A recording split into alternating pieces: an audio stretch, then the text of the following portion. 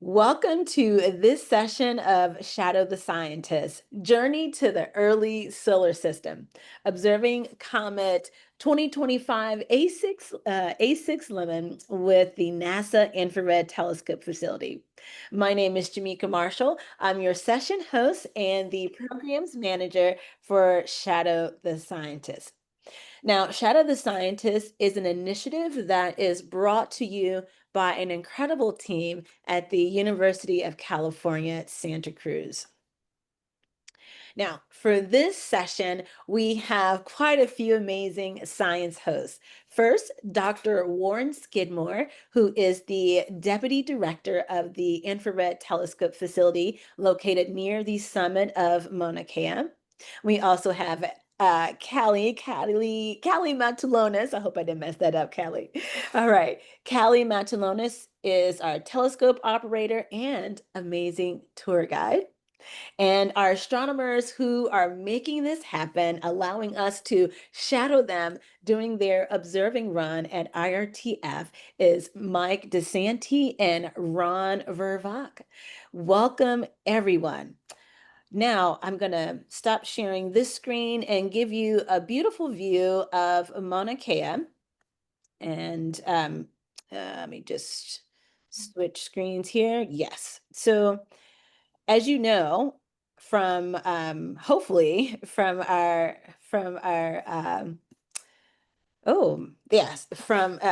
your confirmation email, you know that the NASA Infrared Telescope Facility is one of several observatories. It's one of the community observatories near the summit region of Mauna Kea. And here you have a live view facing west. And you should be able to see my cursor. And We here don't see anything, Jamaica.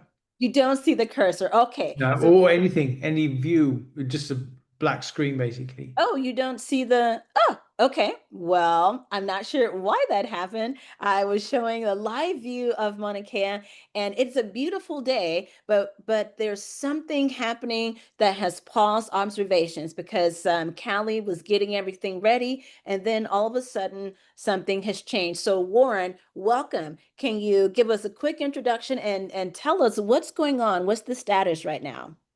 Uh, Um, well, right now we were intending to observe the comet. I say we, the observers were intending to observe the comet. The skies are clear, but there's a wildfire just down the mountain, and the wind is blowing the smoke and the ash, importantly the ash, directly to the observatory, and that ash is extremely damaging for the telescope mirror and that sort of thing. Here, Callie's showing a photograph of the fire. I guess that's probably when they were driving up. I'm Yes, this guessing. was on our drive up. Okay, yeah. But it's you know you can't open when there's ash going to fall on the mirror. It yeah, it's dangerous to the telescope. So that's the situation we're in at the moment. We can't open the observatory right now. So the astronomers are happy to participate in this event tonight. Yeah, if you can, I don't know how well you guys online can see the picture that Callie's holding up of the smoke and the fire. But that's killing the chances of opening, and probably will for a long time. It's not gonna go out in the next 5 minutes. It's going to be hours and hours and hours probably. But I've got a presentation, a few slides I was going to go through, and Callie is going to give you a tour of the telescope. Should we just kick off with that, Jamaica? Carry on. I think so. Yes.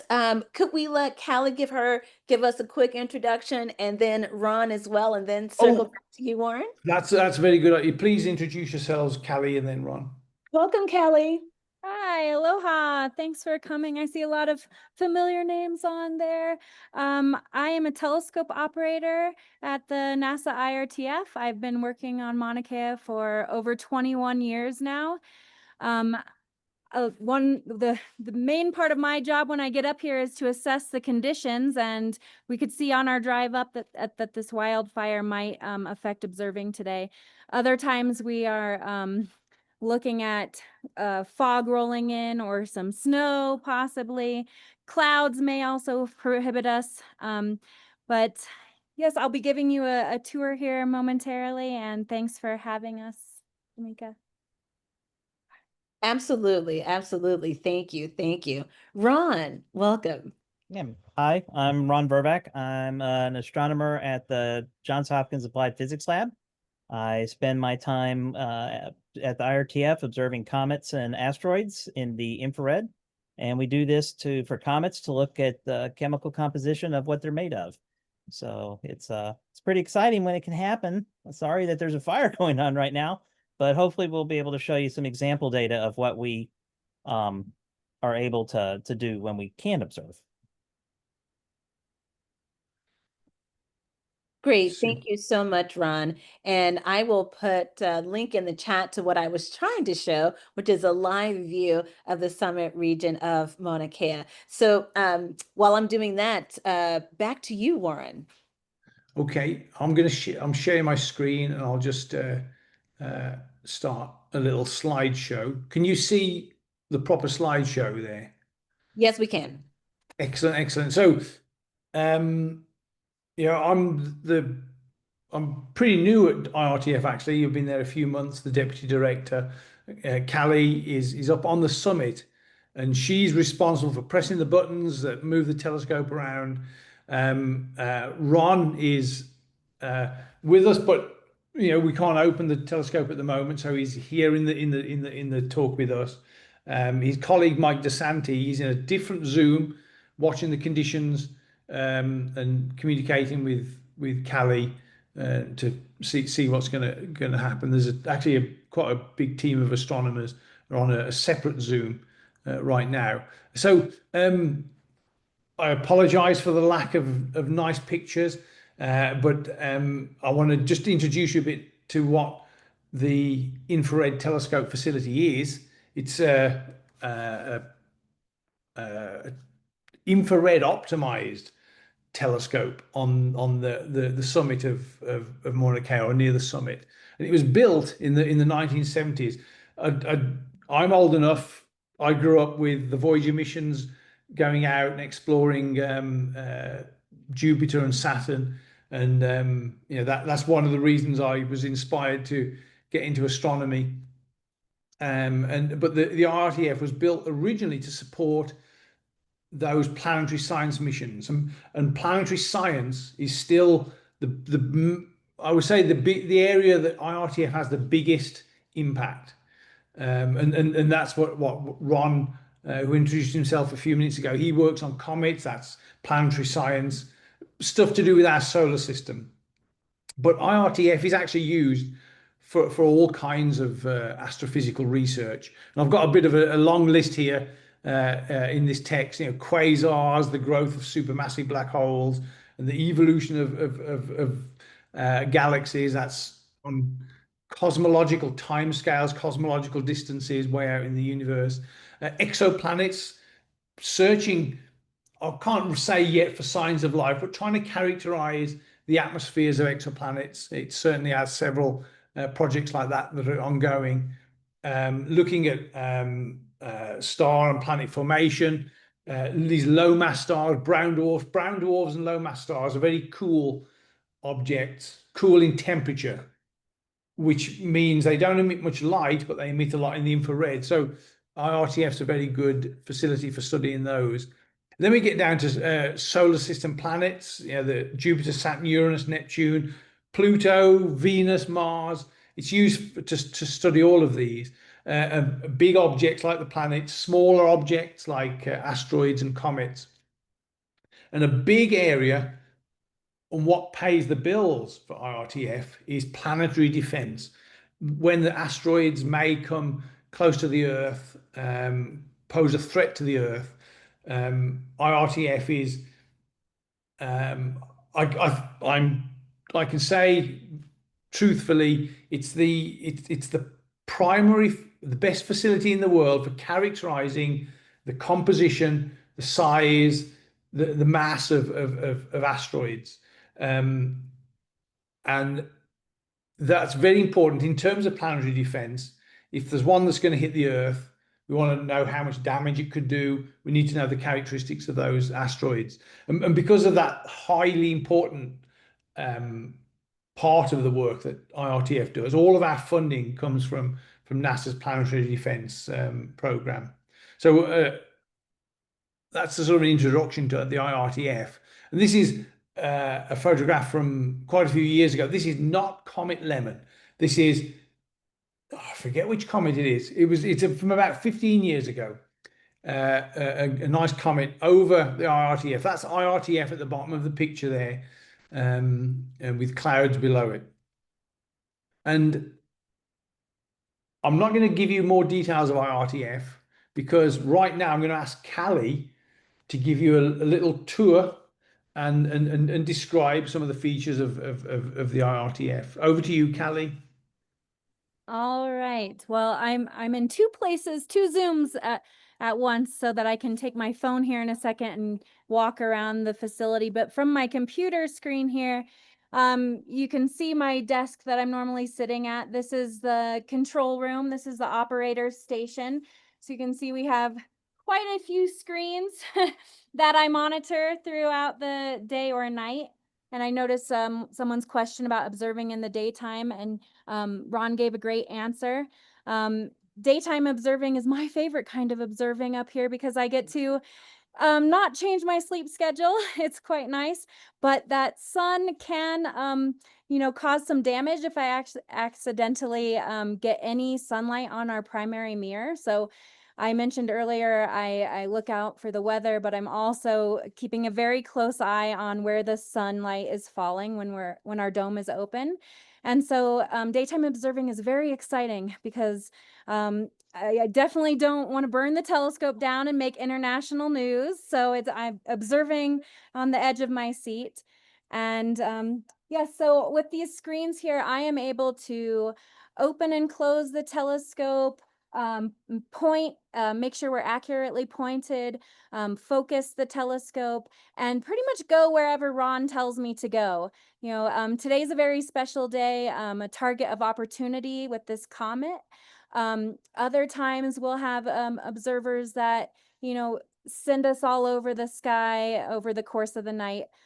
We were lucky that we did get to observe this comet on Sunday last week. So Ron will be showing you some images that he got the other day. Oh, the other Zoom call's trying to talk to us. I'll let someone else address Mike there. Okay, I'm gonna log on with this and give you a quick tour here. Second. Thank you, Callie, and thank you again to everyone in the Zoom chat. Again, if you're just joining us, we are closed. The dome is closed right now due to a wildfire that's happening on the lower slopes of Maunakea, and the wind is blowing such that Callie earlier went out just before we admitted everyone, and we could see some of that, just the soot and all the haze in the sky. And she said the smell is quite strong, quite noxious, and of course there's particulates as well too. And so they have to close the dome just to keep everything safe. And Warren, you brought up of course a brilliant point that the mirror is covered with aluminum, yes? Or That's just the correct. outside Yeah. dome? Mhm. The reflective surface of the mirror is aluminum. Coating. Just Mhm. a few atoms thick, really, I guess, few tens of atoms thick, super thin layer of aluminum. And if that gets damaged and ash is quite acidic, you mix ash with a bit of humidity, which you quite often get on Mauna Kea. It's very dangerous for the mirror. So I see Callie's got on her phone now. Yes. So I'll try to walk Yeah. outside and give you a look at that that ash and smoke from outside. But here I am in the control room, a little wider field, and I'll point over to my assistant Greg, who's a woman over there, who's kind of in the dark. But we've got a big control room here where we get to sit in a nice warm area and monitor things. And what I love about the IRTF facility is that we have a window that we can actually see inside the dome from in the control room, which is really nice because not all the telescopes have that feature. So I really feel like, especially in the daytime when we get to have the blind up, that I'm connected to the telescope. You know, I can look outside and be like, okay, we're slewing, that's where we're pointing. Jim Hogue, who's also on the call here today, he was a fellow telescope operator with me at the James Clerk Maxwell telescope. He will tell you that we also had a window into the dome from our control room, but our control room at JCMT rotated along with the telescope. So every time the telescope moved, we also moved. And I always felt like I might get seasick working there. It's really nice here at IRTF. We're stationary in the control room. It's really nice and warm, lots of screens. I'm going to start walking away, but just be warned, I might lose Wi-Fi. I'm with a mobile hotspot. So going outside of the control room into our little hallway here where we have a vehicle sign-in sheet, and going to take a step outside. I can already smell the smoke is really, the smell of the fire is really bad. There's a ranger coming up. And yes, we're at 14,000, near 14,000 feet right now. It is quite a bit chillier than life at sea level. It's nice. I get to go back down to warm sea level after this, but I get my share of cold weather. It does feel a bit windy up here today. And if you out where lost.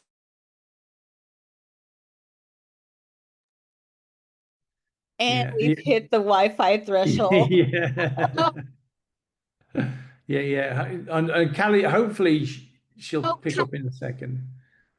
And she's hoping to show you a view across the mountain where you can see the smoke. Right. And It's, we get a little peek of two domes back Lost there. you there? Wait, here you are, Callie. Yeah. Hey. That was quick. But okay, it's still showing me. Okay. Oh, yeah. Okay, back at the dome now. I'll try to. Did you get to see the smoke a little bit? No. Not really. Okay. But I That's won't go okay. that far out then. Okay, here we are going into the dome. Before I go in though, safety first. So we've got to wear a hard hat in this part of the facility. And here we are looking at the inside of the dome, and there's our beautiful 3.2 meter telescope and the dome. I'll try not to move too quickly so you don't get sick. But I'm not sure if Warren's going to talk about our special kind of English yoke equatorial mount, but underneath the telescope here, we have a suite of instruments.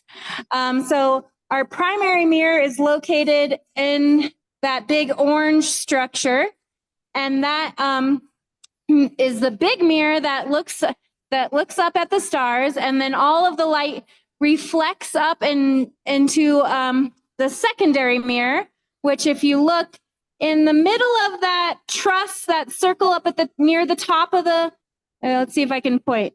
Right there, you see a little reflection. That's the secondary mirror. So all the light from that gets reflected off of the primary bounces up, hits that secondary mirror, and then gets directed through a hole inside the primary mirror, and then gets directed to one of these instruments behind me. So right now we have an instrument called iShell mounted on. Before we got started today, we actually did do an instrument change, which requires us to move this platform underneath the telescope and manually unscrew one instrument and move it out of the way and secure it, and then move a rotator and then roll a different instrument in and screw that in. And I feel like I work for the NASCAR pit team sometimes. We have to do it pretty quickly. Am I still on? I just want to make sure I'm not talking to myself here. Yes, yeah, we hear you. All right. Yeah, we are only given a certain amount of time in our telescope schedule to do that. And some of the guys I work with, they're really impressive and quick with doing these, wrenching on these very tight screws. And it was one of the things I was very intimidated about coming to IRTF, because my old telescope I worked at is just a press of a button to go to a different instrument. And here we actually have to manually use some muscles, but now it's second nature. I've got it. Otherwise, yeah, I wish I could open the dome right now.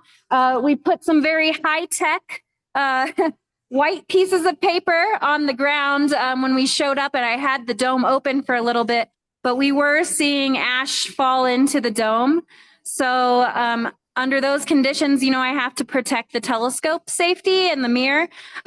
We've had to close in the past due to volcanic particulates and snow, hail, fog, things like that. But this is the first time I've ever had to close due to ash from a fire.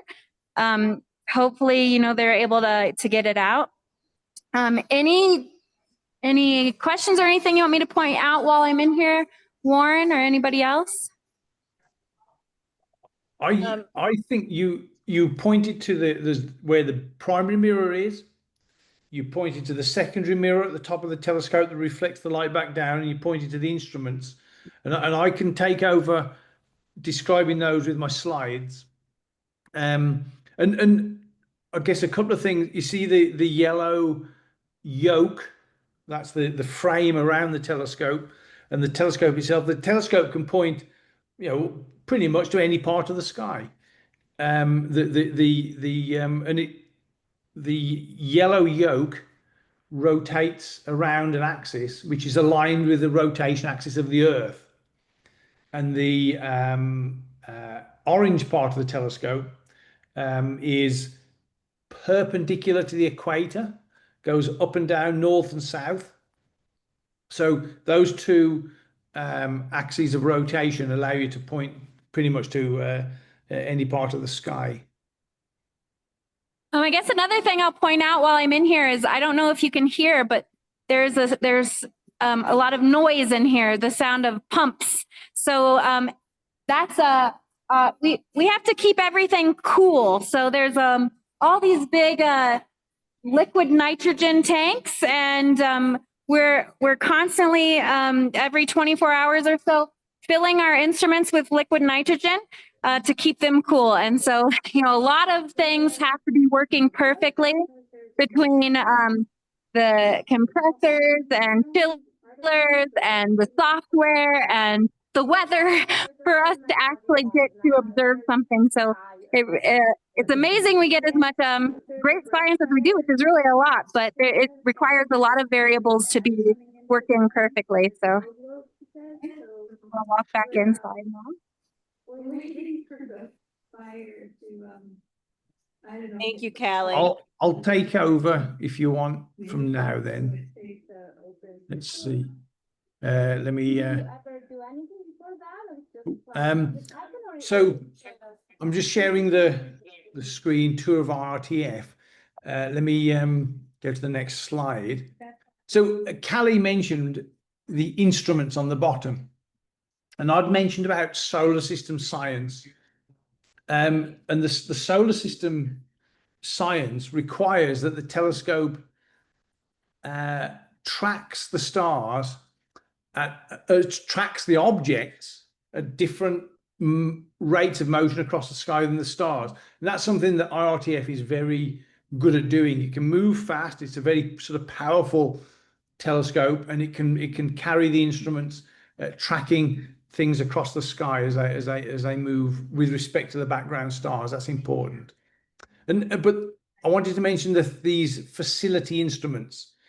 There's really three big instruments that are on those boxes at the bottom of the telescope that Callie was talking about, the ones which are moved in and out.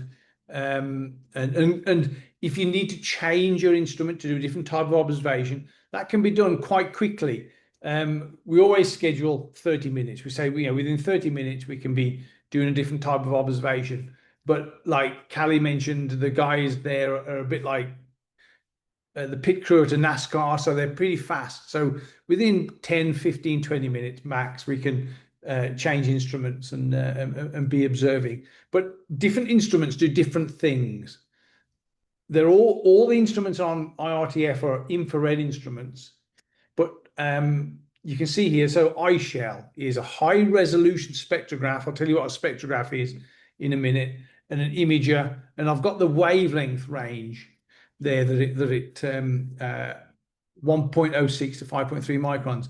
Another instrument, another high resolution spectrograph and imager, covers a different range of wavelengths, a different set of colors essentially. And it also has a channel to do optical measurements as well. And then a third instrument, SPECS, and this instrument called Morris.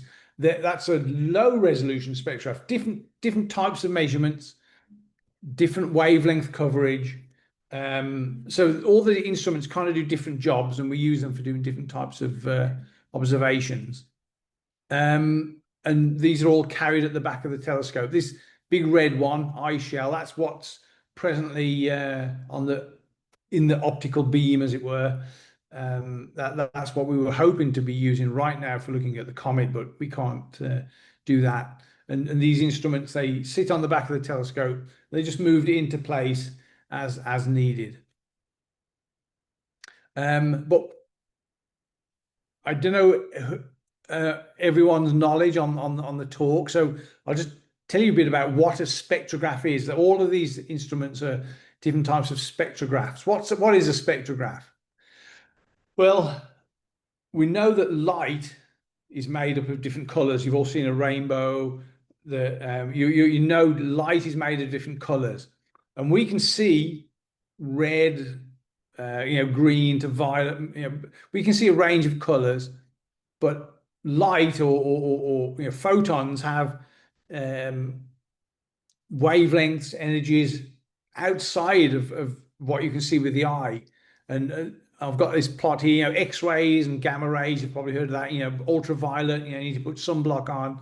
Infrared, that's what you can, the heat you can feel with your fingertips. It's this infrared light that IRTF is particularly good at observing. But a spectrograph, you have some sort of light source, a star, basically, that is imaged by the telescope, and the light passes through a little long slit into the instrument, and it's diffracted. It could be a prism, a triangle of glass, or something called a diffraction grating. Does the same job. I don't need to tell you too much about the different details, but it splits the light into all of its colors, and that light, that spectrum, hits a detector fairly similar to the kind of camera in your phone. That's a little detector array. We have big ones for astronomy. The light it hits an electronic detector and is recorded, and from that we can do measurements. And it's the infrared part of the spectrum which IRTF is very good at looking at. But why do this? Why split the light up? Why measure the brightness at different colors? And the reason is that I've got it here: minerals, molecules, and atoms. They all have essentially fingerprints, spectral fingerprints. I'll use the word spectral signatures here. This is an example of a spectrum. I've got a few pictures like this, but the bottom of the plot here is essentially color. This is the bluer colors, and this is the redder colors. And this is in the infrared, so you can't see this. When I say blue and red, I mean shorter wavelengths and longer wavelengths to the right. And brightness is on the Y axis here. So say this top plot, it's kind of fairly constant brightness across all colors, a flat spectrum you'd call it, but it has all these little features in it, and these features correspond to different elements. In this case, this is hydrogen. Down below, we've got some more spectra with different shapes, and there's cyanide molecules, there's water molecules, titanium oxide, calcium, water is in here as well. Features in the spectrum that we can associate with different molecules and atoms. And I've just got a bunch of plots. So all these different shapes are due to different compositions of things. These are all spectra of cool stars as it happens. And here you've got aluminium and manganese, carbon monoxide. You can identify these things in the spectrum. A bunch more again in this spectrum. And why do we have high resolution spectrum compared to low resolution spectrum? Let me just go back. This is a relatively low spectral resolution, and this is a much higher spectral resolution. You can see the range of wavelengths here is quite short, but you see all this detail in the spectrum. Looking at the top plot, all these different elements: chromium, iron, strontium, lots of elements are in these spectra. So that's we measure spectra so that we can tell what a thing is made from, what temperature it is, what pressure, if there's gases and things in it, what motion an object has, or what internal motions the gas has. We use spectroscopy to determine the physical characteristics of whatever we're looking at. And Ron will illustrate this with respect to this comet in a few minutes. So this is why we measure spectra. And I just wanted to give you a science example, a bit different to the comet. We want to look at the comet right now, but the wildfire stopping us. This science example is of an asteroid. So the fancy figure at the bottom, you can see this kind of funny shaped spinning top asteroid. That's a model built up or created based on photometric measurements. So we think we know what the shape of the asteroid is from using one type of measurement. Then in this figure in the upper right, many asteroids we look at, and we can tell there's water in the asteroid basically.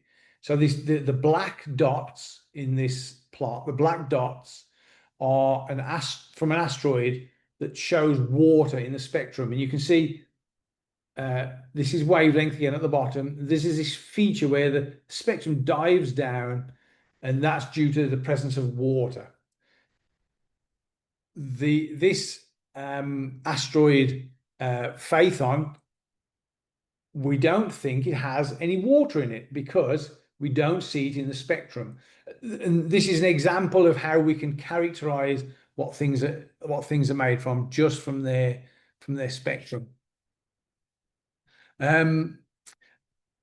So Callie gave you a little tour of the telescope. We've talked about the instruments. How do you use all of this stuff? So I'll just go through it a little bit. Like, we're all talking on Zoom right now. I've got another laptop right next to me with another Zoom on it, with all the observers on it, which is where Ron wishes he could be, but there's a fire. So we do the best we can. Anyway, so I've got another Zoom. We all talk to each other via Zoom, to Callie at the summit via Zoom, and at the start of the observing session, I've got night assistant here, but like right now it's daytime. So I guess Greg is a day assistant as well. They get the telescope ready, put all that the liquid nitrogen into the instruments to cool them down and things like that. Focus the telescope and point it to whatever object the observers, the astronomers, need the telescope to be pointed at. And then the astronomers, the observers, connect to the instruments, or the computers controlling the instruments, through VNC. I don't even know what that acronym stands for, but I'll show you. Let me go to this. So can someone just confirm that you can see these VNC screens? Confirmed. And Confirm. I So see VNC stands for Virtual Network Computing. fantastic. Virtual network computing. So that's how you, there's a couple of computers here on the summit of up at the IRTF. This particular one I'm showing now is a guide camera. You point the telescope at the object, find the object in the guide camera, and it would ordinarily appear here, and you make sure the telescope's tracking the object you're interested in. So that's one aspect of it. And then the other is the instrument itself. This is the spectra, how to control the spectrograph. So there's various in the bottom left here. You configure the spectrograph with essentially set it up to give you the right spectral resolution. That's the main thing. The spectral resolution is how much you spread the light out into all of its colors.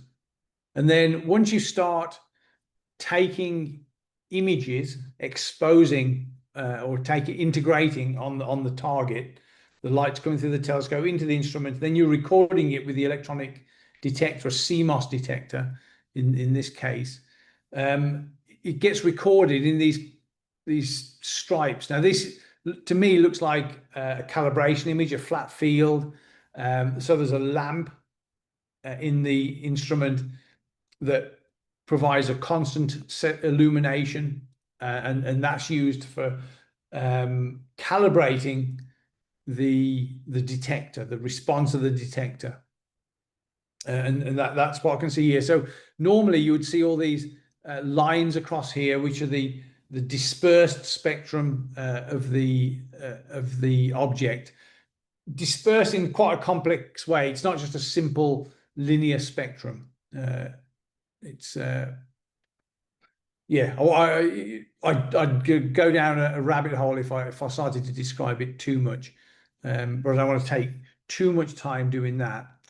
So VNC, this is how we connect to the computers, and the observers, which are on Zoom, have these as well, and they control you. You can set your integration time, start the observations going, that sort of thing. You can monitor the quality. This green right in the middle here, this green plot is what they call quick look. It's a rough extraction of the data to make sure it has good quality. So you can do all those sorts of things with VNC. Let me just go back to the presentation. Let's see. So you connect with VNC. Callie is in charge of the telescope. She's responsible for the safety of the telescope and that kind of thing. And the astronomers, the observers, ask Callie. Well, they can send the coordinates of the object into the telescope control system, that sort of thing. Let's see. I talked about quick look processing, data quality as well. So the observers, Ron and his colleagues, capture the raw data. That's what they're doing, would hopefully be doing right now. And that includes all this calibration data as well, because calibration data is very important. You need to understand how the response of your instrument, that kind of thing. And then after, tomorrow, or some in the next few days, that raw data, the astronomers process the raw data into fully calibrated data, and that's done offline, and that's when they create the final spectrum or spectra, if there's many of them, and look at them for the signatures of what's in the object there. they're observing. So we were hoping now to introduce Mike and Ron and show some observations of Comet Lemmon. I'll introduce Ron, and he's got some stuff that he can talk about, because they've been observing this target for several days at least. Actually, I'll hand over to you now, Ron, if that's a good time. Is that okay, Jamaica? Absolutely, absolutely. And Ron has been very busy responding to questions in the chat. So yes, Ron, welcome. Yeah, no problem. The questions are welcome. Absolutely. I'll try and answer the questions, Ron, while you're talking. Right. Okay. So Warren did a good job there of showing you the sort of observations we make. In particular, those images that he showed where you had these sort of stripes going across. These are what we call the orders of the Eschell spectrograph, and each order covers a particular wavelength range that we look at to see what's there when we look at the comet. I'm going to share an example of one of those that we took on last Sunday, which was this actual comet. We didn't have a fire that day, so we were able to observe. Let me find where that is. Okay, so putting this up. And while Ron is doing that, you all have been wonderful posting your questions and comments in the chat. Thank you for sharing with us where you're joining from. You can post questions at any time here in the chat, and you'll see that I put a little red question mark by it, and that's just for me so that when I go back to the transcript, I can pull out questions and answers. So that's all that is. All right. Oh, Warren, yes. So what we have here is an example of one of those images that, well, actually, this is a stack of many images. We take integrations over a certain time period that's, maybe a minute, and then we add them up so that we build up our signal to noise and can really pull out what's going on with a comet. But this is one of those sorts of images that Warren showed where you have these stripes across the detector.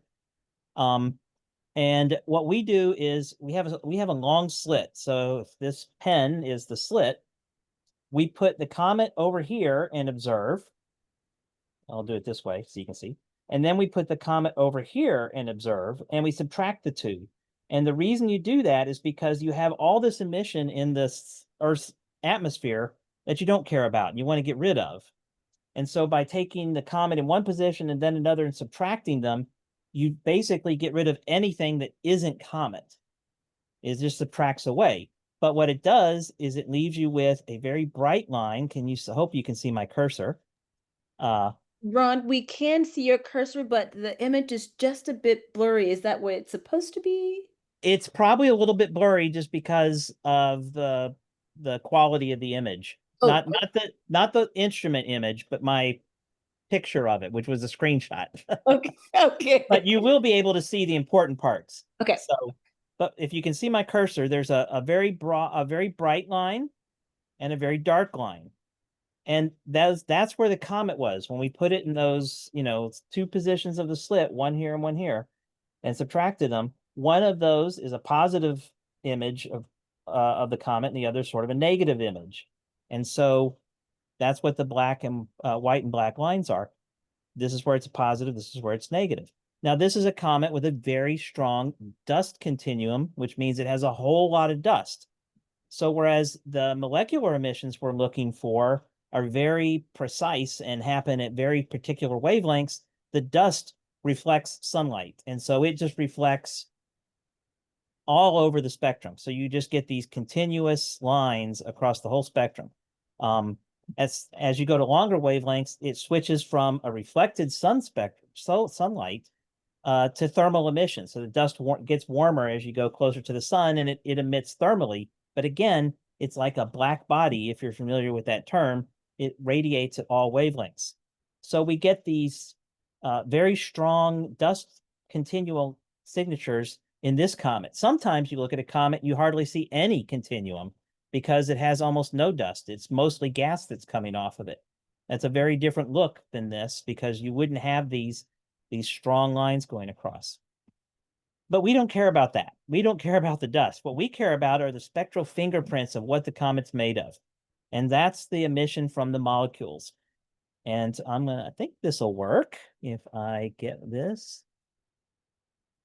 So these guys, are you seeing the circle? Is that working? Yes, it is working. Okay. It's bright green.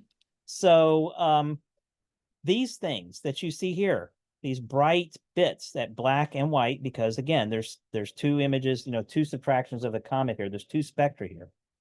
These things are the emission lines, and they're all through here. You can see them in various other places as well. These are coming from the molecules that make up the comet. And so you look for where they are in your spectrum, and you know what you're looking at. For example, these are water lines. So we know that there's water in the comet. That's not surprising because most comets do have a lot of water. But how bright these lines are, how many of them there are spread across the spectrum, tell you a number of different things about the water. It tells you how much there is. It also tells you how hot it is, because different temperatures that the molecules are at, you'll have different lines, more lines, fewer lines, they'll be in different places. And so we basically pull all these lines out of the entire image, put them, look at them individually and together as a whole. And I'll show you a spectrum that comes from one of these things in a minute. It's a different comet because we're still working on this one. This is hot off the presses, but I can show you an example from a paper of what it looks like when you pull out the spectra. But we basically look at these, and what you can also see is that these particular lines, they extend a little bit farther out than what we are calling the dust continuum. And that's because the emissions can extend farther out than the dust. So the dust tends to be clumped in and then forms, gets blown back in the tail, but the gas flows out. And so it moves away from the comet and with a particular velocity. And so you can get extended emission from the molecules. And that's what you're seeing here. So like I say, this is water. Let me see here if I turn this. How do I turn this thing off? There we go. If I go back to here and open up. Oops. There.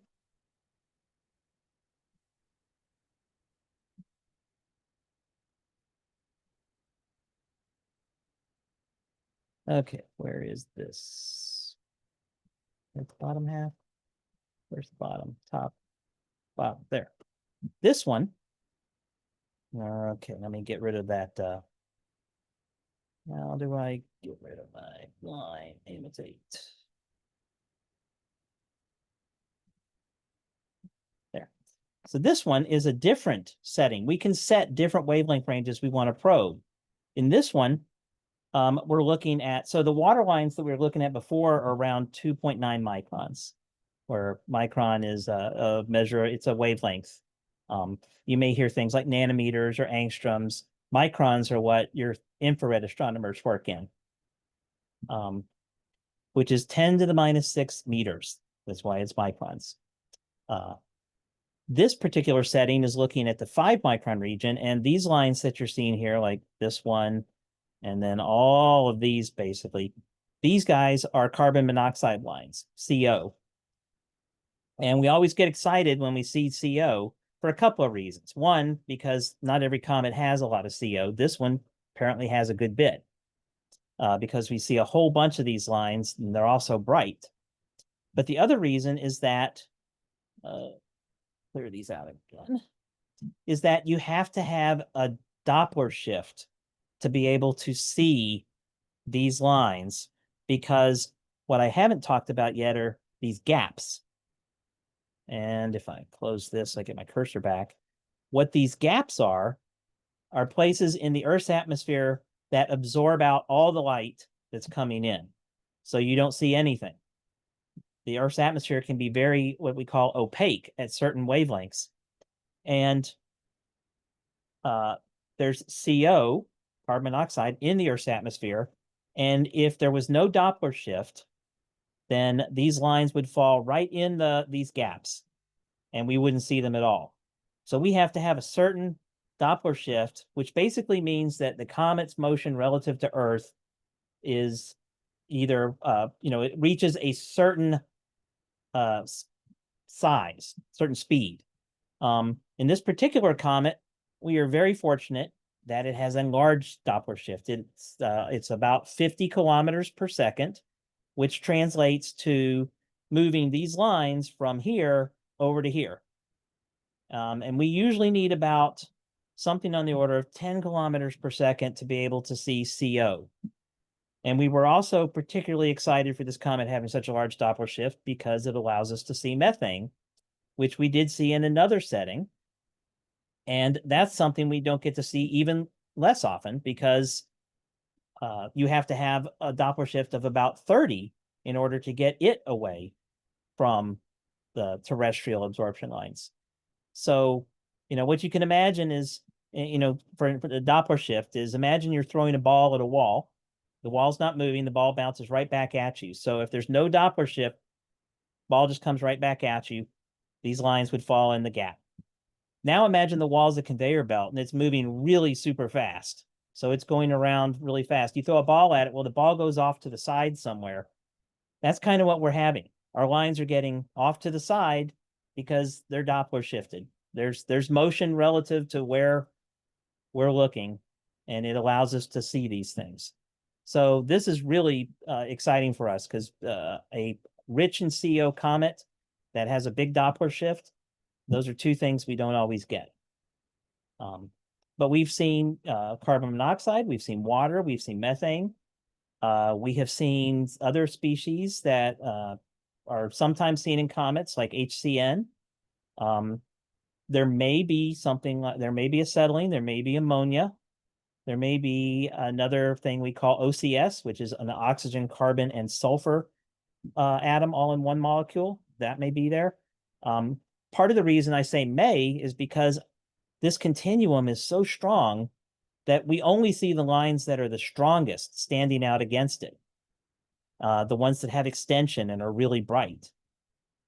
There are lots of suggestions in here, little nodules, little bumps that maybe are other lines, but they're just so weak compared to the continuum until we actually extract the spectrum. We don't know if they're there or not. And let me show you what I mean by an extracted spectrum. So this is a paper from a colleague of mine, Yunus Khan, who did his dissertation working with our group. And his advisor was Erica Gibb at University of Missouri, St. Louis.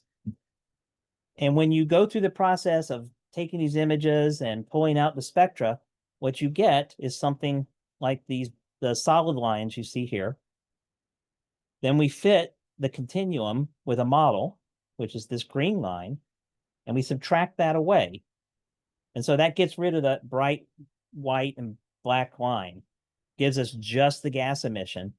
And that's what you see here. And we fit that with a model. In this case, we have a whole bunch of lines of water. And then over here, we had a whole bunch of lines of ethane, which is C2H6, and methanol, which is this molecule, CH3OH. And you keep going, you can go through different settings. And so because, as Warren said, iShell is this very high resolution spectrometer, you can't get the entire wavelength range in one setting. It's not possible because you're really zooming in on these spectra and spreading them out, and you get a very small step. And here it's wave number. That's just 1 over the wavelength, basically. It's a unit that we often work in, but you can see wavelength in microns on the top.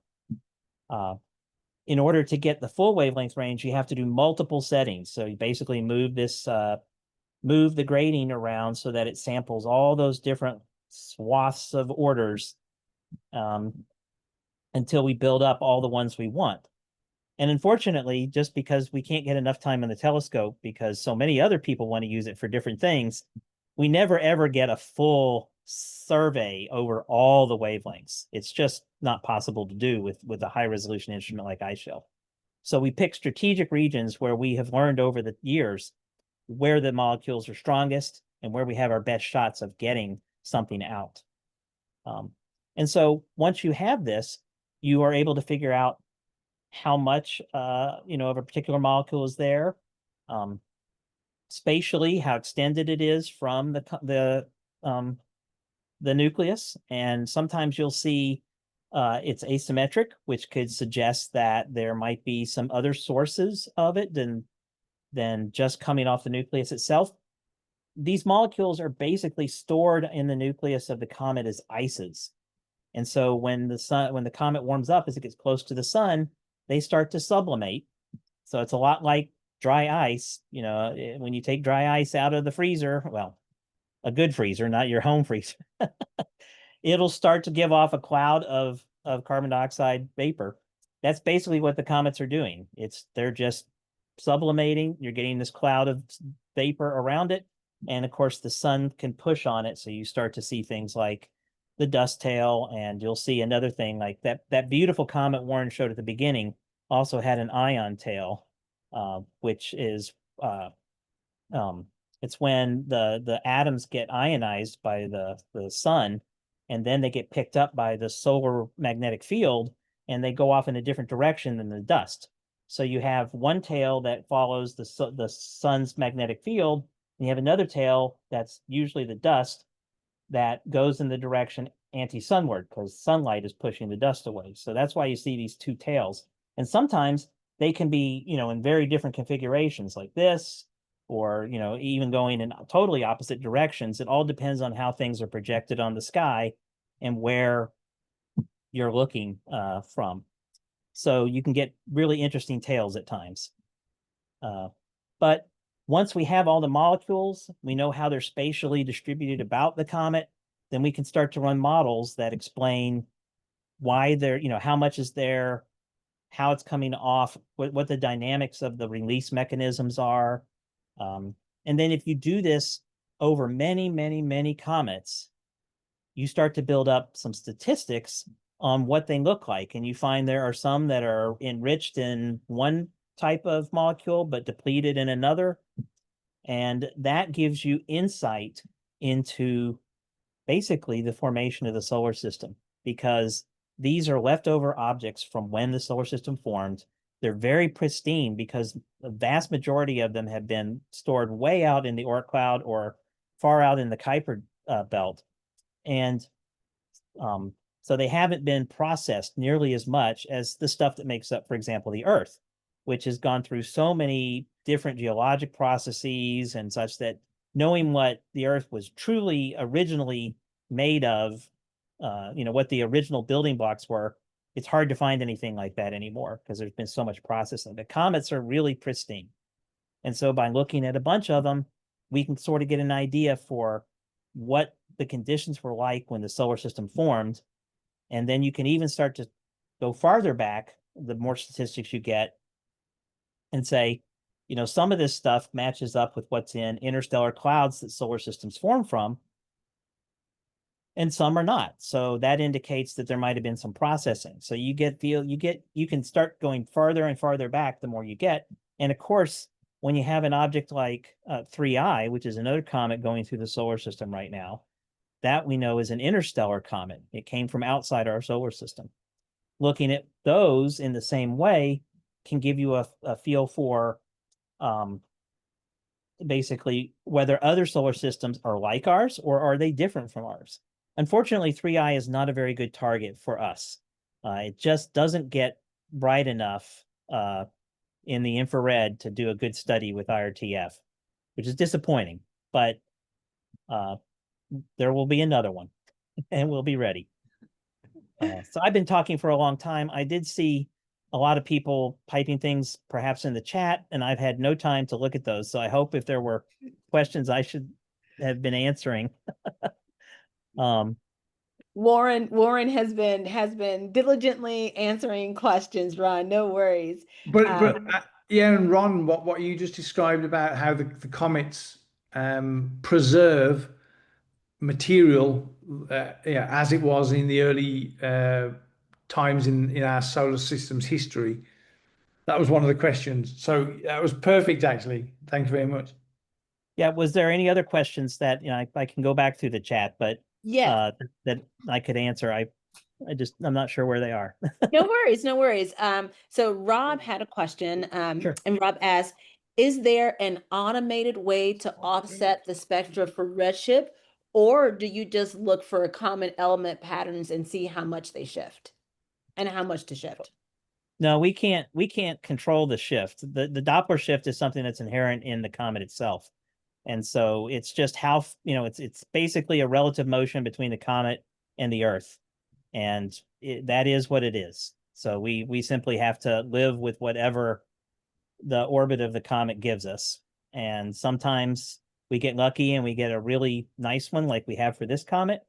And sometimes we don't. But even when there's no Doppler shift, there's always something to observe. And I see that Mike and my other colleague, Bancho Bonev, have joined us here. So Yes. Hi, yes, we're here. I had a little trouble joining, but Callie helped with I don't know why it worked. Problem is I have 2 emails and they're both tied to my cell phone. And I think it was getting Oh, confused or something.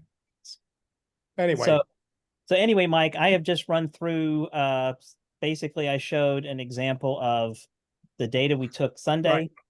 And explain what we had there, and then I brought up one of our papers, Eunice's paper on I guess which was this 46p? I forget. Yes, 46p 46p. to give yeah. example of what spectra look like. And so, I just wrapped all that up and was asking what the questions were in the chat. I saw you. I heard you were explaining the Doppler shift, the Doppler Yes, effect that as we basically- use for CO and methane Right. in particular. Basically saying without the Doppler shift being sufficient, these guys would basically fall in the terrestrial line. Exactly. We wouldn't see them. That's the, what is it, 55 Yes. kilometers a second? Yes, that's what it gets you. Redshift? Yeah, from So- Sunday. It's So changing every day, but in Look. fact, I was going to ask about changes. What changes have you noticed since you took your first observations of this particular comet to now? unfortunately, we haven't gotten the second day yet. this is the second day. This would have So, been- This is the yeah, second day. we hope to be able to answer questions just like that. Exactly. Sorry, I just went outside to do another check and it's still pretty smoky. Yeah. It looks a little better above us, but it's still coming up a big cloud and I still saw a little bit of ash falling. So it's so tempting.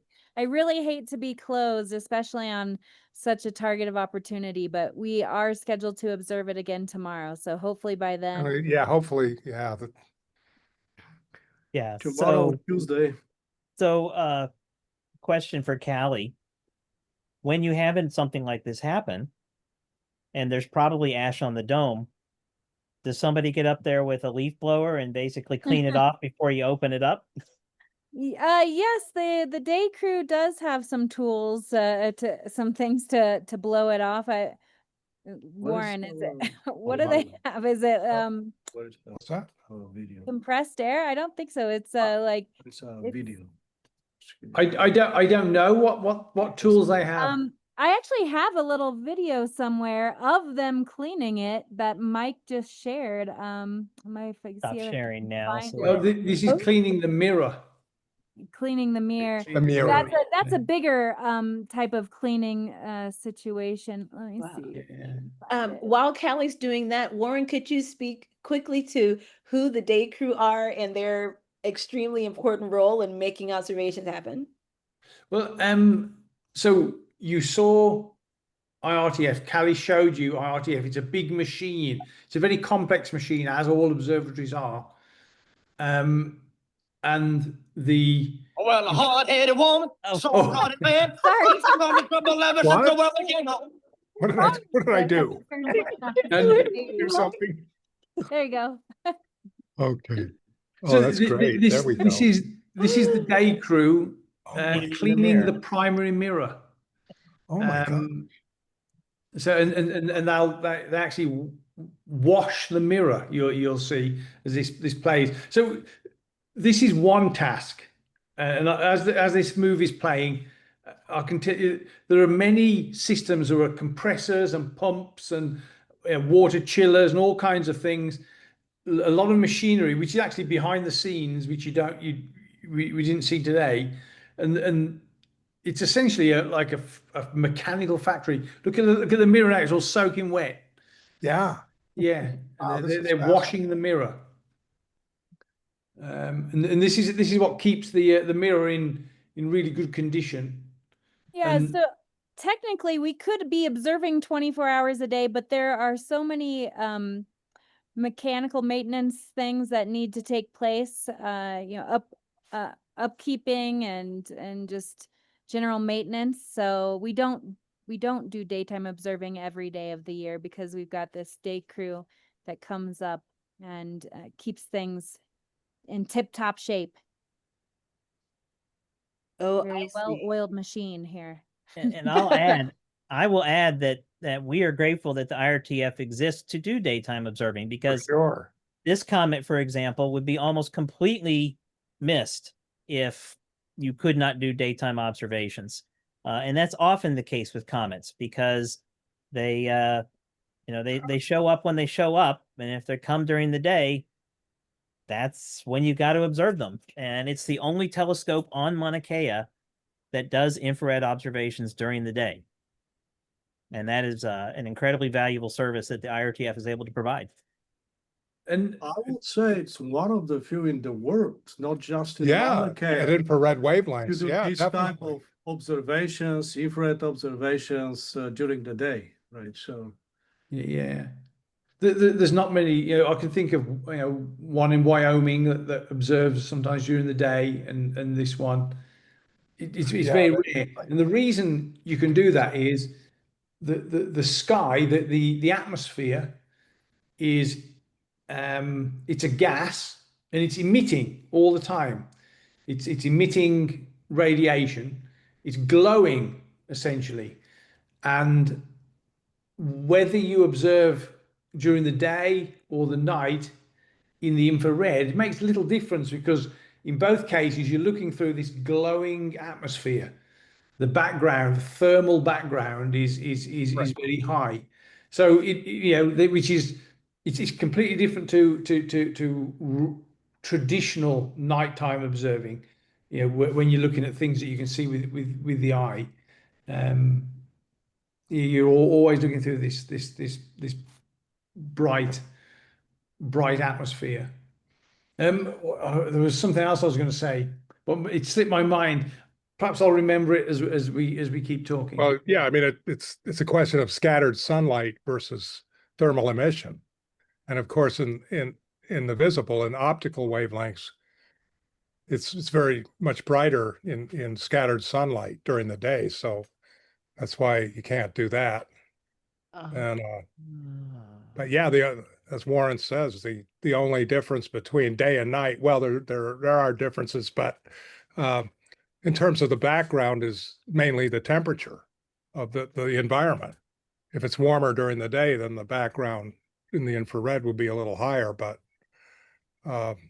We still tend to do a workable. lot of planetary observations in the daytime. Maybe just they're a lot brighter. The brighter the so- object, the better. Yeah, so we We're finding that out. Yeah. we do a lot In of fact- observing of Jupiter and the Great Red Spot and Venus, and then also when these special target of opportunity comets come around. Yeah. But One of my favorite planets, because of work I did on the Messenger mission, and Mercury. I've used IRTF to observe Mercury in the daytime. So it's Yeah, I was going to say Mercury. Yeah. it's definitely a niche that is very much needed, and I'm glad that there's a telescope that will do it. Yes, that's so fantastic. I am curious to know, Mike and Ron. So hopefully you'll be able to get observations tomorrow. If our audience want to follow up with your work, where could we maybe find some updates, or do we have to wait for the paper?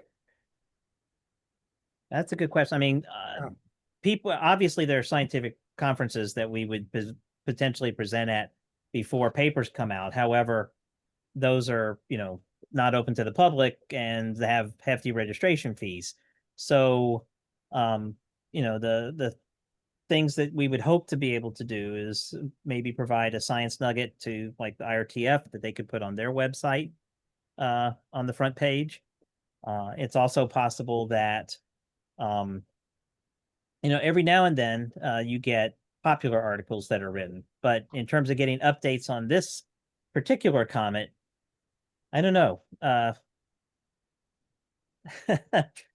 worries. Probably right now it'd get lost in the news because everybody seems to be focusing on the interstellar comet. But Right. Well, maybe I'll just have to check in with Warren and Callie and see if they have any updates for us. And I do hope that perhaps we can join you all again and actually shadow you while you're in action, looking at some of these comets. And yes, of course, you're right about the interstellar comet. We've done 3 observations of 3I, several with Keck, one, and then another with Gemini South in Chile. And we have another 3I cool. session coming up on the 25th with Gemini North, just, around the corner from IRTF. But this very interesting to see the huge differences between an interstellar object and what that can tell us, and then a solar system comet. yeah, Daniel made a very good comment there in the chat. Yes, we can do a CBET or an astronomer's telegram if there's something that's particularly really interesting about it. Of course, from our perspective, every comet's interesting. So Everyone's different. It's like a fingerprint, They all have a story to tell, and they're all different. Sometimes the difference is pretty subtle, other times not. and that's why I made the point that we need to study as many comets as we can, because only by building up this big picture with lots of statistics can we really understand what the population of comets out there is like. It's the same thing with asteroids. Any small body population, you have to observe a bunch of them before you really understand what Hey, is Ron, going on. can you pop that M band shellogram back up Sure. if you can? Yeah, Yeah. Let me just share my screen again here. of course I wouldn't be able to point, but oh, good, yeah. What does he want me to point at? Order. Let's see. 1, 2, 3. Order 110 is like the 4th one from the bottom. It's This one? the one above. This one? Okay. Yeah. The CO lines are the really bright features that are pretty evenly spaced. But if you Yeah, I look didn't off talk on the about the left even side, if you look to the left of P2 there, that's the line you have your cursor on. Go to the left. Yeah, right there. That's a water Yeah. line. Let me Right. There. And I just wanted to mention that in terms of uniqueness and differences from comet to comet, that this water line is normally, for most of the comets, the vast majority of comets we've observed, this water line is much brighter than the CO lines in the same order. But this one's opposite. And that's interesting. That's an example. I know you can't give too much away, Mike, so thank you for that tip. Too much away. No, that's Yeah, that was we're a trying. tease. See, this is all fresh. We're trying to figure out what we're seeing, Oh, in terms of the composition. And I I know we're only slated for 15 more minutes, but I just went and took a look outside, and while it's still a little bit of a smell and I could still see the smoke, it does look like it's kind of going down and around us more, Okay. where I feel like it's safe enough to open.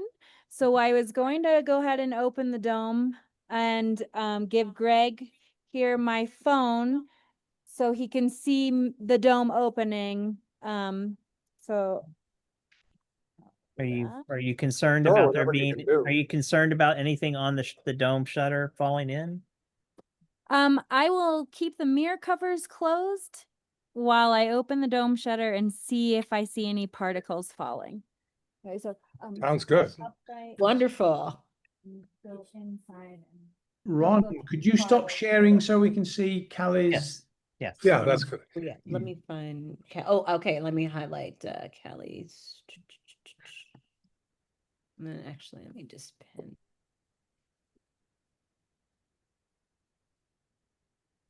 Another thing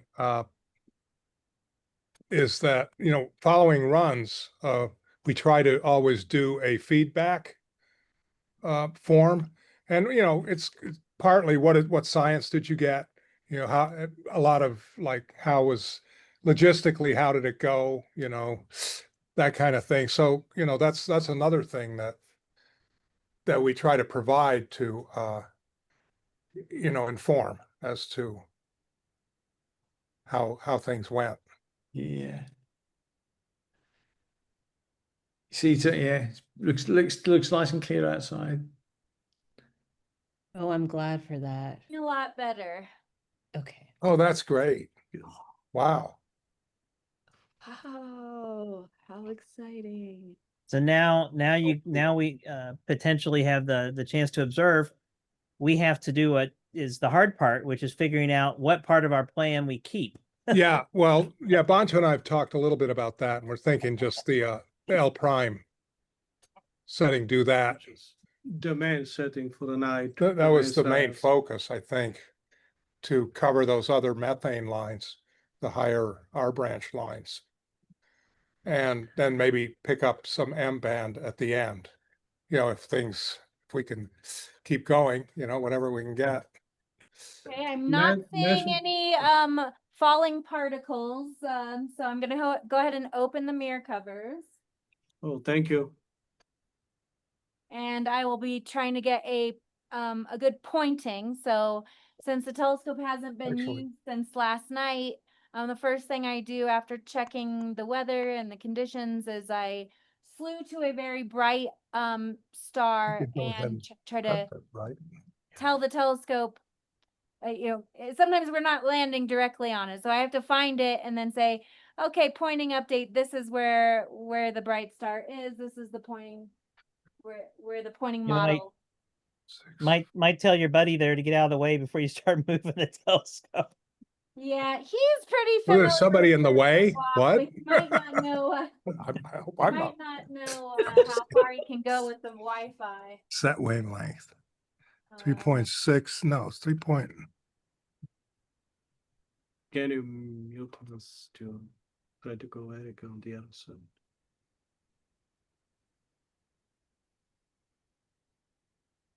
So Mike, I see you're trying to set the wavelength. Do you have to change the thing from LP to something else? I was trying to change to LP. It's in We LP. don't need to go to like LP1 or anything, do we? I mean, Well, He I don't will, think you can when you're doing custom. Sorry. You will do custom wavelength in LP, so I think change to LP at and this point, we're trying to set it up. set up the instrument. maybe, for our yeah, I bet I do need to do this. LP, right? Oh, but that's a setting. Wait a minute. No, we are in the LP. Oh, no, we're not. Yeah, I thought we would just be able to put in the wavelength here. Sorry, I'm not sure if you can see where I'm going right now. I'm just trying to find the See, it went source back to that. I'm going to try to, flew to. maybe it's 3.67. Maybe that's it says it's moving it. maybe that's the shortest you can go. Let's see.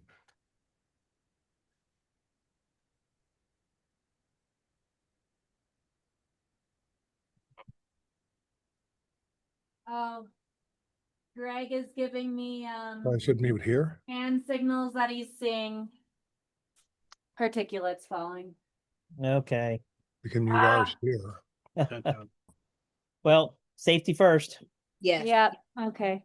I will close that back up.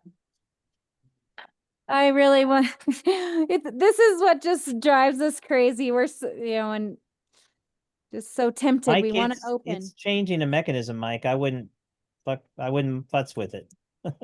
What's nice is I can just quickly close our mirror covers, and if any acid rains on the mirror, I'm gonna blame it on Greg. Just kidding. Oh no. Okay. Oh, yeah. See, this is why I have an assistant here. Greg's already like, oh, the wind's just shifted and there's a giant cloud now coming up and over. So Oh, wow. just when we think. And, that's what's nice about observers actually logging on. Some telescopes do what's called Q observing, and they just wake up in the morning and they get an email that says, you've got data. And they're like, thank you. But they never really see the hardships that, that we go through on a day of observing to get that data, whether, maybe someone's sick up here, or I've had to take a couple of astronomers to the helo emergency room in the middle of the night when I worked at a different telescope.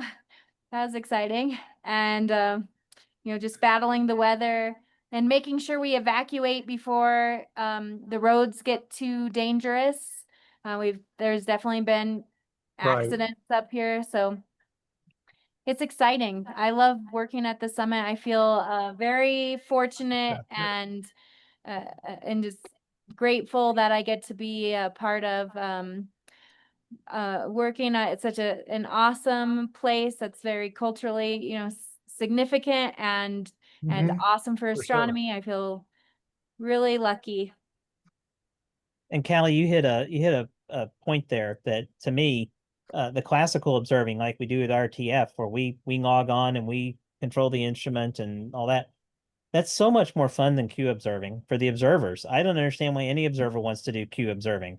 It's just the excitement of actually seeing the images come in and seeing what you're getting for the first time live is a lot more fun to me than having the TO do it and waking up the next morning and going and seeing what my data looks like. I don't understand people who want to have the IRTF do Q observing. Yeah, we don't get too many Q observers at IRTF. When I worked at JCMT, we did all Q observing, and in that case, I felt like it made a lot of sense for efficiency wise that our higher priority targets were almost certain to get observed at some point in the semester. Because of the way the Q system works, we're able to do a search at any point in the night with what those conditions are at that moment, and then it tells us, okay, these are the highest priority projects in the queue that require these conditions. And so high priority targets will almost certainly get observed over the course of the semester. Whereas classical observing in cases like this, it's like you only have a few, 4 days of observing this. And if the weather's bad, it's like, oh, tough luck, sorry, try again. Or maybe we'll try to find another time for you to come in. So I see how, pros and cons there. Yeah. I feel I must make a comment. Normally the weather's good.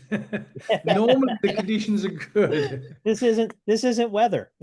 Well, that's true. That's true. Yeah. The volcano and now a fire. That's not weather. But see, most of the time the telescope operates. That's if you were to bet money on it, you'd always bet on it operating, because that it normally does. I think 74% of the time is it, it might be higher than that. I was going to say 74% of the time is photometric, but I'm not sure it's that high. So it might be 74% of the time is when you can always operate. And sometimes the conditions on Maunakea as well, when they're really good, they are and I've got to say, they are the best in the world. I did a lot of work assessing different places to build observatories, and when the conditions are good on Maunakea, there's no site that beats it. I'm thinking really in terms of optical turbulence and that kind of thing. You know, Maunakea is incredible. There's very good sites in Chile, and they have more clear nights. There's less cloud in Chile than there is at Maunakea, but Maunakea has less optical turbulence, but better stability. So different sites have different qualities, and the precision and the sensitivity you can achieve on Maunakea because of the good conditions is incredible.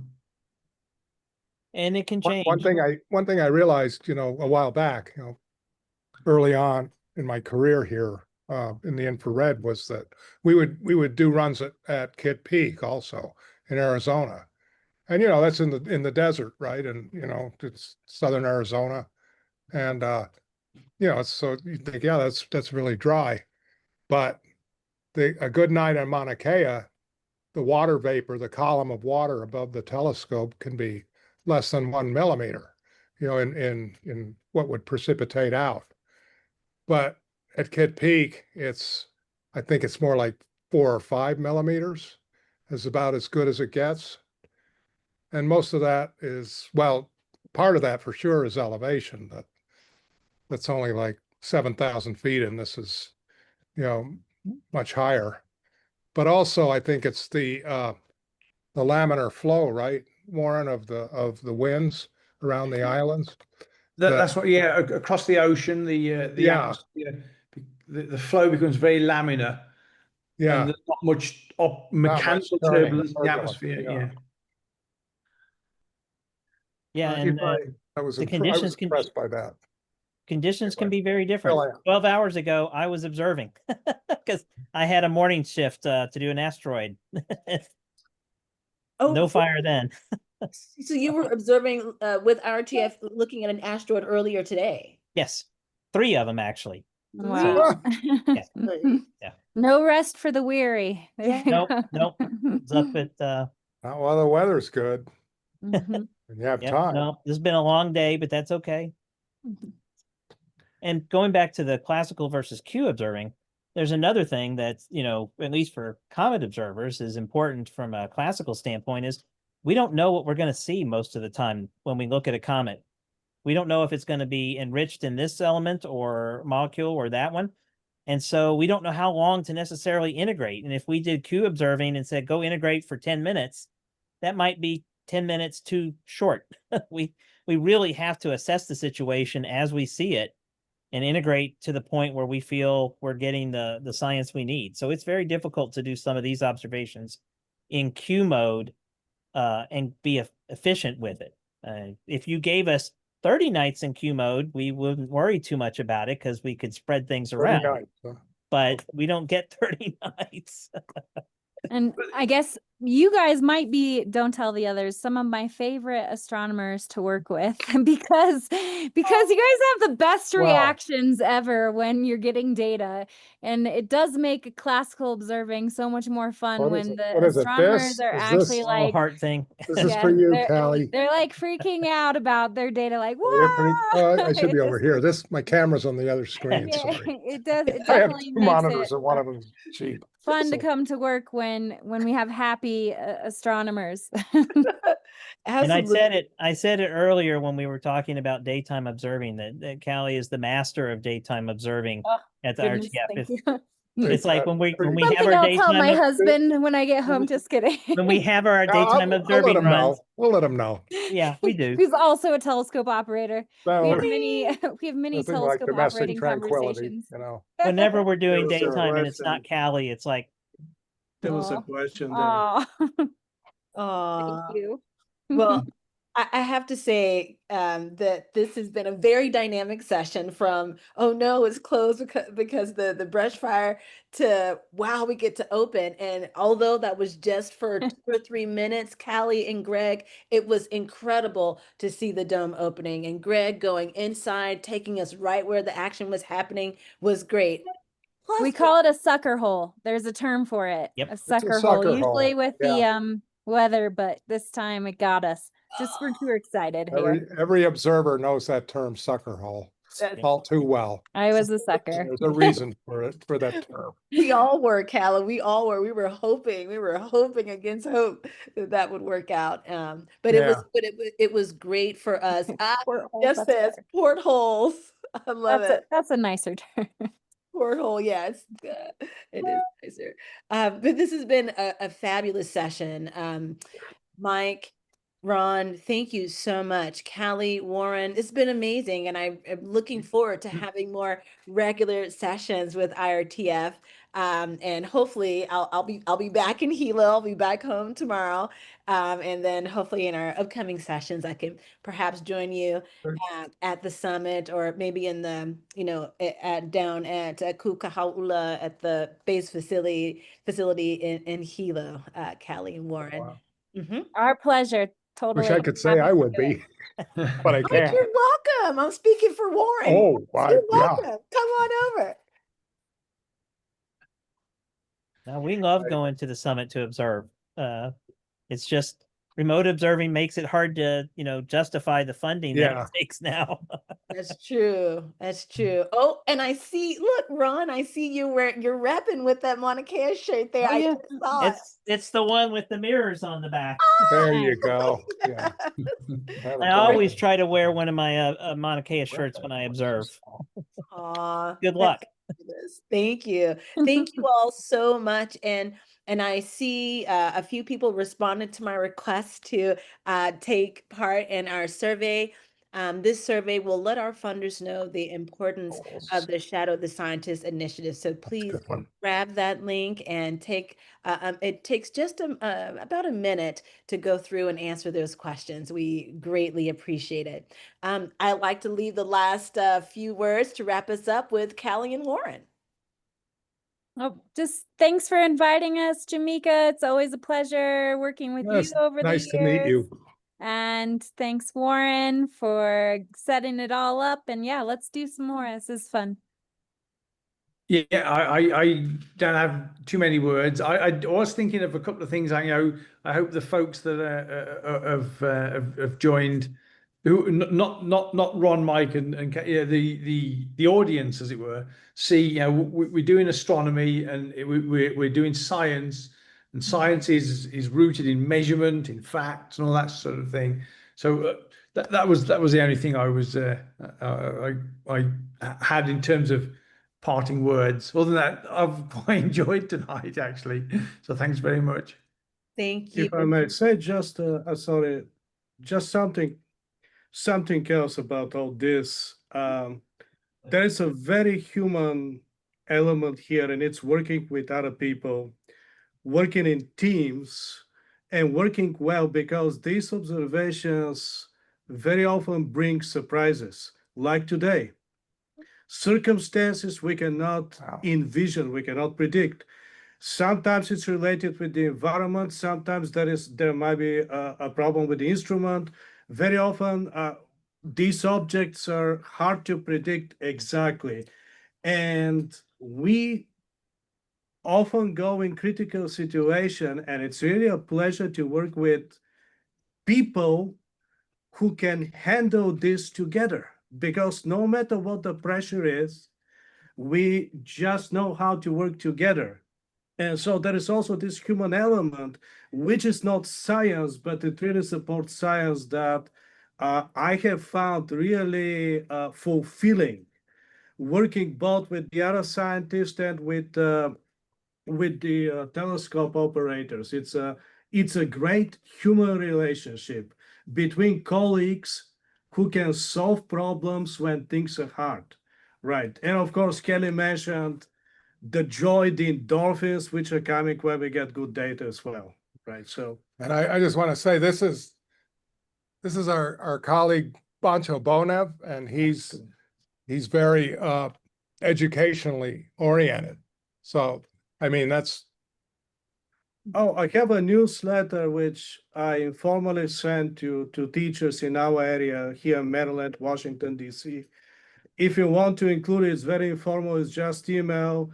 Once in 2 months, just send us an email and I can include you there.